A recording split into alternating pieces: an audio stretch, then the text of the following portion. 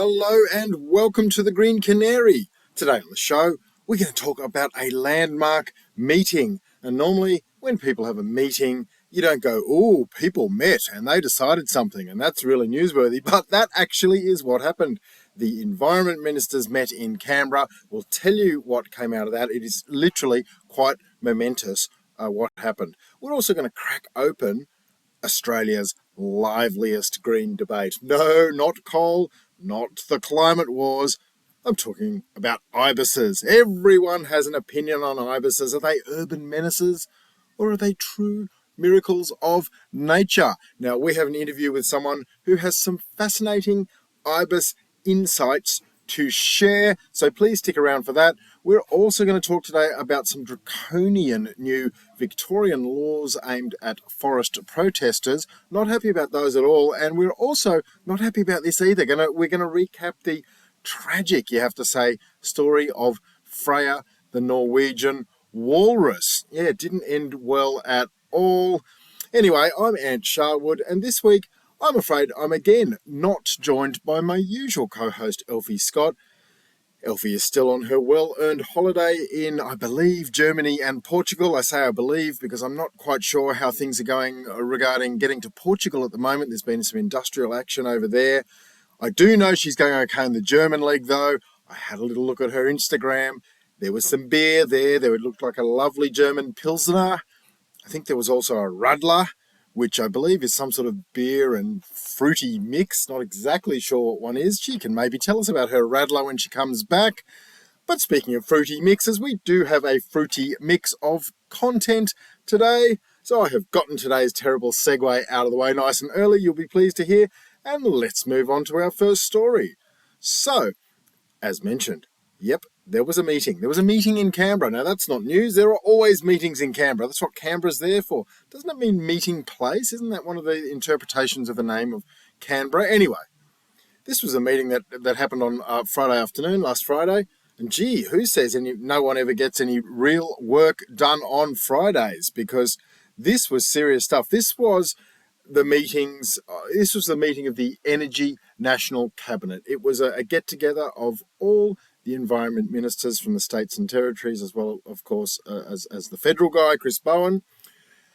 What they came up with was, as flagged in the intro, nothing short of momentous. They have agreed to make emissions reduction a key national energy goal. They have also agreed to actually add the goal of emissions reduction to the National Energy Objective.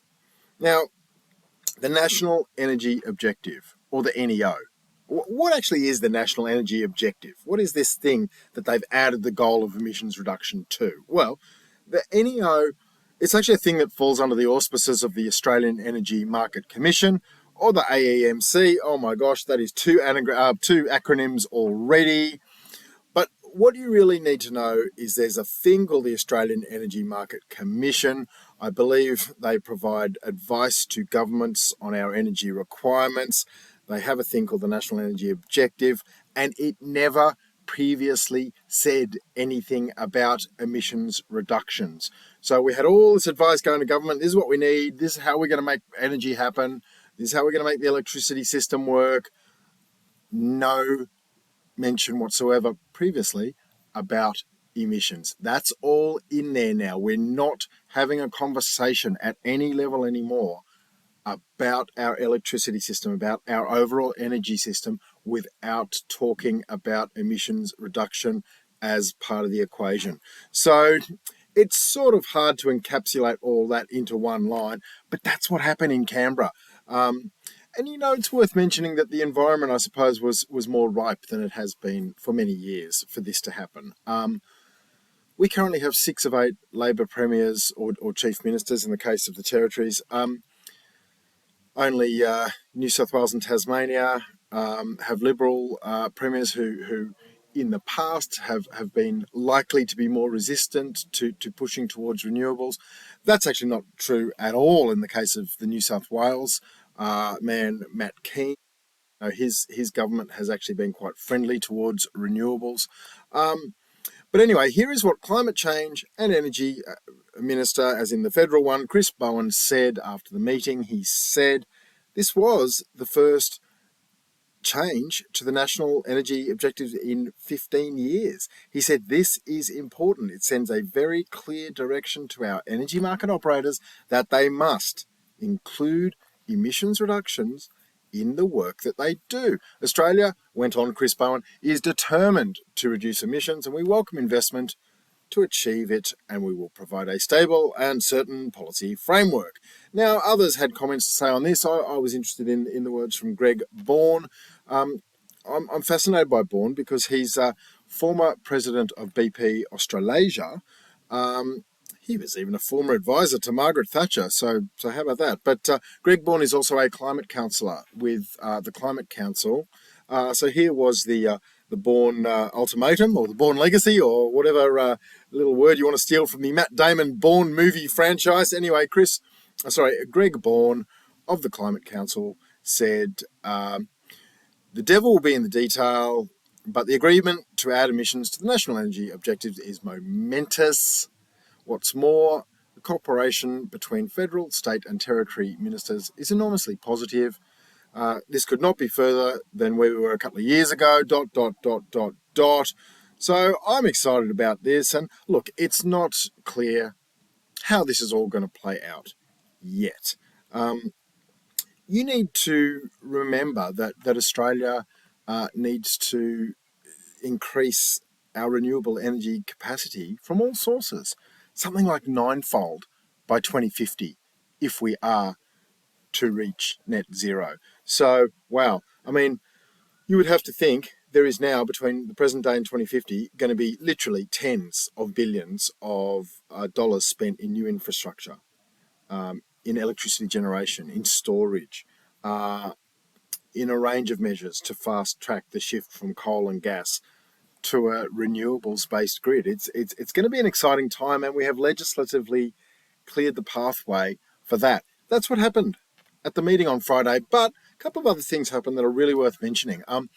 There was also a strategy announced by Chris Bowen to shore up gas supplies. Now, we all know we need to wean ourselves off gas, but we all know we can't have a crisis again like we had 2 months ago in Queensland when there was a cold snap and the gas supplies almost got turned off until AEMO, one of our favourite acronyms, stepped in. So hopefully the shocks to the electricity market will be minimised. If we can just get a bit more of that gas that's going offshore, keep it back here, and AEMO will be given some powers to procure some more gas and stop that happening. And look, the other thing that came out of the First Nations, out of the meeting, was the First Nations Clean Energy Strategy. And we're spending a lot of time on this meeting, but it is quite momentous that the gas crisis is on its way to being solved. As mentioned at the top, we totally have a plan now to consider emissions reduction in every aspect of the electricity grid. And I think the third big thing to come out of it was what I just mentioned, the First Nations Clean Energy Strategy. Now, this will enable Australia's First Nations people to have a share. Aboriginal and Torres Strait Islander people will have a share in the benefits of what the government is calling the renewables revolution. Now, here's a quote from Chris Croker. Chris is a descendant of the Luritja people of Central Australia. He also happens to be the managing director of Impact Investment Partners, and he is a member of the First Nations Clean Energy Network Steering Group. So, he's got fingers in lots of pies that matter on this issue. This is what Chris Croker said. He said, a clear government strategy co-designed with Aboriginal and Torres Strait Islander leaders will enable engagement in the massively growing clean energy and investment fields. Working together, we can unlock investment in new energy projects and solve energy security challenges. We will advance economically and ensure a clean energy future for our people. I just think this is visionary stuff. This is terrific stuff. And, if they're going to be building massive solar farms in the NT or wherever or whatever, it's wonderful that we can include all Australians, including our First Nations people, in in the benefits that are sure to flow. So if you want to know more about that, there is a website. I'll chuck it in the newsletter this week as well. It's firstnationscleanenergy.org.au. But enough about the meeting of environment ministers in Canberra on Friday, even though, as mentioned, several really important and terrific initiatives came out of it. I want to have a little change of pace. We talk so much about politics and energy on the Green Canary podcast, and inevitably I think anyone in the green news in the environment space does, because everything sort of ends up in that area, especially in the age of climate change. But sometimes when you're presenting issues about the environment, it's nice to talk about the actual, environment. And so a book came across my desk this week, or news about it anyway. It's called A Guide to the Creatures in Your Neighbourhood. And it's basically, there's a bunch of scientists and researchers who've gotten together, and they're telling us all about the wildlife that lives in our cities, which, of course, is where most of us do live. I believe about 90% of Australians are actually urban people. A lot of our wildlife has migrated to the cities to share our living spaces with us. There is so much to learn, including, as mentioned in the intro, ibises. Are ibises just misunderstood geniuses, or are they pests? I'm definitely on the genius side. I'm very partial to ibis, but let's have the chat. Let us go to the interview. The interview is with Dr. John Martin. He's from the Institute of Science and Learning at the Taronga Conservation Society. He's one of the authors of this book, which, as I said, is called A Guide to the Creatures in Your Neighbourhood. Now, I've actually interviewed John Martin before. He's a great guy. There's nothing he doesn't know about Aussie urban wildlife, cockatoos, possums, ibises, you absolutely name it. And I really hope you enjoy our chat. Okay, so as promised, I have a very special guest for you today on the Green Canary. Now, Dr. John Martin is one of my heroes. I have a lot of heroes, so don't get too big on yourself there, Dr. John Martin. But one of my heroes is John. John's an expert in a lot of things, especially birds, but he's co-authored this terrific book called A Guide to the Creatures in Your Neighbourhood. Now, this is a book which is part of a thing called the Urban Field Naturalists Project. And as I understand it, that's a collaboration between all sorts of experts in the environment and more widely.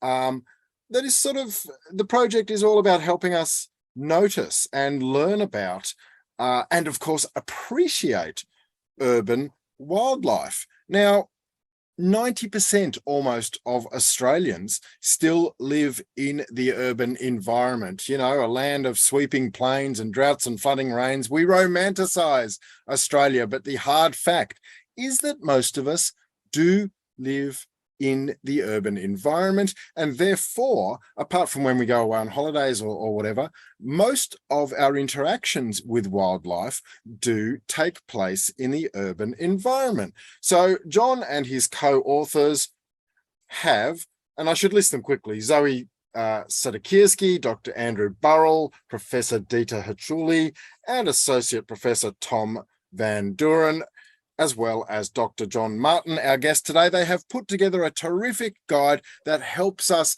understand, know more about, and as I said earlier, appreciate the urban wildlife. How are you, John? I'm great, Ant. Really, really happy to be chatting with you. And I like that framing.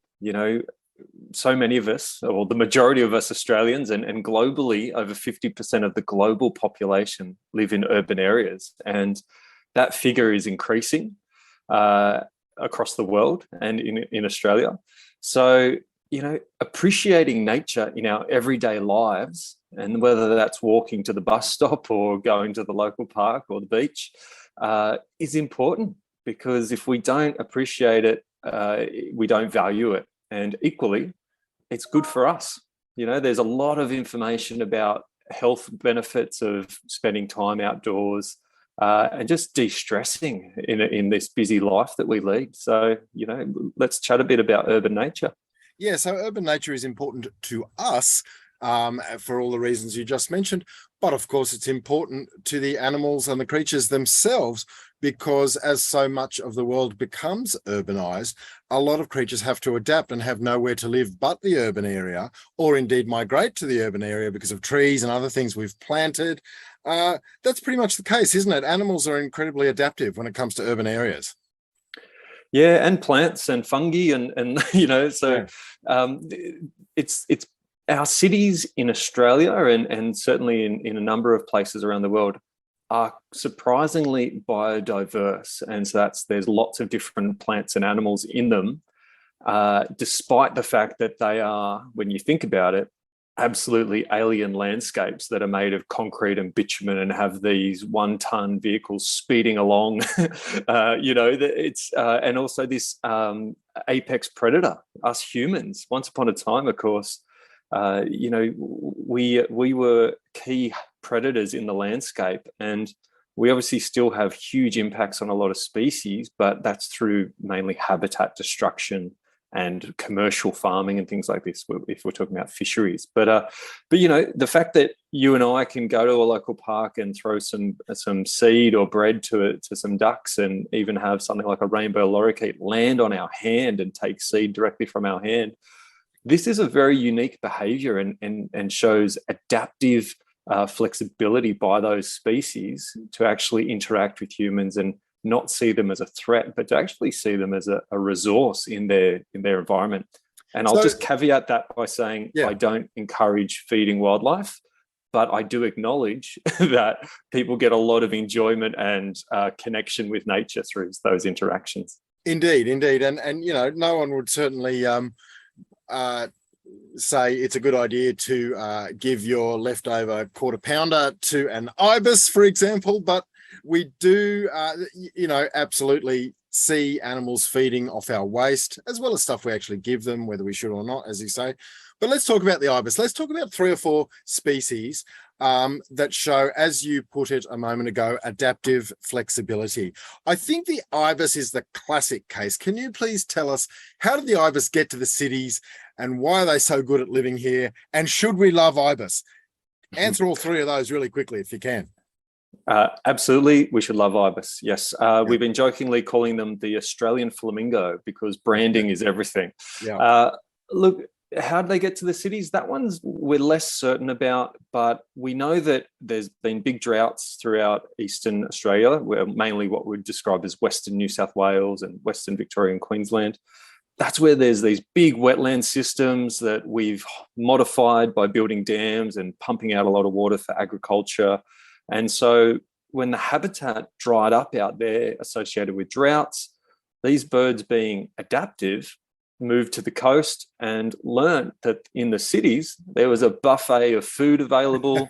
There was accommodation left, right and centre, which was new habitat for them. Palm trees, none of them occur out in the Western wetlands. And nowadays I call them condominiums of ibis. They're like a unit block. And of course, there's lots of fresh water because us humans love a water feature. So, for ibis, you've ticked all 3 boxes and they have thrived. I know they used to come from, you spoke about Western wetlands, places like the Macquarie Marshes. Have they actually abandoned those places now that they've filled in again with a couple of La Nina summers? Has there been any signs of ibises packing up and going home? So we don't have any evidence of them packing up, but we do still see some white ibis out in the Western wetlands, but very few compared to some of the historical records, and in particular compared to their cousin, the straw-necked ibis, which is otherwise known as the farmer's friend. And people might be more familiar with it in the country landscape. It's got all black feathers on top, which actually have a bit of a glistening green-grey purple in the right light, and it's white underneath. And it's more comfortable in the farm paddocks, whereas the white ibis that we know of in the city, despite of us thinking of it as the tip turkey and the bin chicken, it's actually more of a wetland specialist. So it doesn't like the farm paddocks as much as it likes the floodplains. Fascinating. So let's move on to a couple of things that hang out in trees that maybe aren't birds. Now, I'm fascinated by koalas. Koalas are such a controversial and in some ways tragic story in recent years in Australia, and there's still so much land being cleared, which is koala habitat. Is there anywhere in the cities that they can live with all those cars?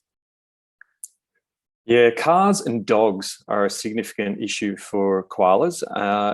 Look, they can live in the city, but it really isn't great habitat. And this is what comes back to habitat corridors. And so I've seen koalas in the city of Adelaide, for example, right near the city centre, near the Adelaide Oval. Adelaide, it's rebranding itself as Green Adelaide, and they have the River Torrens through the city, and they have green corridors that link the Adelaide Hills right into the city, and hence koalas can mosey on all the way through. They do have to negotiate a few roads and cars, and of course there are plenty of dogs. So the right city, technically yes, but always going to be a very dangerous habitat for koalas. Yeah. What about flying foxes? And flying foxes, when you get up and close to them, they have, and that's why they're called a fox. A fox has a very dog-like face. Yeah. They have a cute puppy face, and they have big eyes that look at you, and they have a lot of personality. But the thing that a lot of people may not realize is, because people see them as a nuisance and a pest sometimes because of the noise and the odor that's associated with big roosts and they're foraging at night, but they are vital pollinators for the landscape. They move up to 300 kilometers in a single night, and they're connecting the trees across the landscape when they make those big movements. And 300 kilometers in a night. How fast do they fly? Well, yeah. So, if you're doing that in 10 hours, you go on 30 Ks an hour, but they can go faster than that because they also do a bit of foraging through the night as well. You've got to have some energy if you're going to fly 300 Ks. So they're pooping everywhere, and I get them in my yard. They're eating, for example, the fruit from the Moreton Bay fig trees, I believe, here in Sydney, where I am, and pooping it out, and more fig trees. Well, absolutely. But even more important than that is think of them like a giant bee. So we all appreciate, and there's a lot of media at the moment about the fact that pollinators are so important, bees in the landscape pollinating the flowers, really important for agricultural crops, also for native plants. But when you build a huge city between two patches of native vegetation, and let's think of Royal National Park south of Sydney and Ku-ring-gai Chase National Park north of Sydney, no animals other than flying foxes are actively connecting the trees in those two habitats in a single night. So some birds, some honey-eater birds will make those movements, but they're more moving through the landscape, whereas flying foxes, they actually are really important pollinators for a bunch of our woodland trees across eastern and northern Australia. Wow. Our guest this week is Dr. John Martin, who I said in the intro is from the Institute of Science and Learning at the Taronga Conservation Society. And the book is a guide to the creatures in your neighbourhood.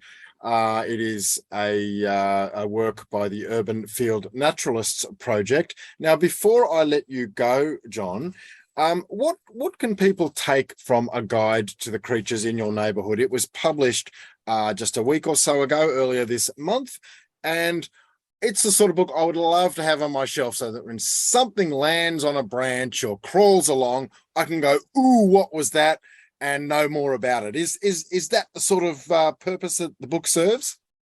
What we want people to take away is nature is all around us, and we can actually enjoy it every day of our lives. And by connecting with nature and slowing down and observing it, we can actually have a greater appreciation of the plants and animals that we sometimes take for granted, but are actually really valuable and make our lives more interesting and more meaningful.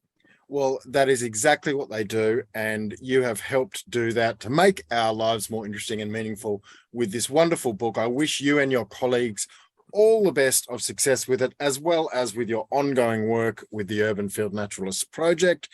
Dr. John Martin, thank you for coming on the Green Canary. An absolute pleasure, and I encourage people to read the book, but also go to the website for the Urban Field Naturalist Project and learn about some of the stories and how they can contribute and participate. Great stuff. Thanks, John. Cheers. How good was that? I love John. I love his work. Can't wait to get a copy of the Guide to Creatures in Your Neighbourhood. Perhaps for Father's Day. Kids, are you listening? Probably not. They're probably watching TikTok or some ridiculous thing. But let us transition to mulch, the little clippings that cross our desk each week. Now, this one actually popped up last week. For one reason or another, we didn't quite get there, but I just want to mention it quickly now. It's about the new heavy-handed laws in Victoria to stop forest protesters. They have been pushed through Parliament in Victoria. The Sustainable Forests Timber Amendment, brackets, timber harvesting safety zones, pass through the upper house. They're basically trying to keep people out of forest coops that they are logging.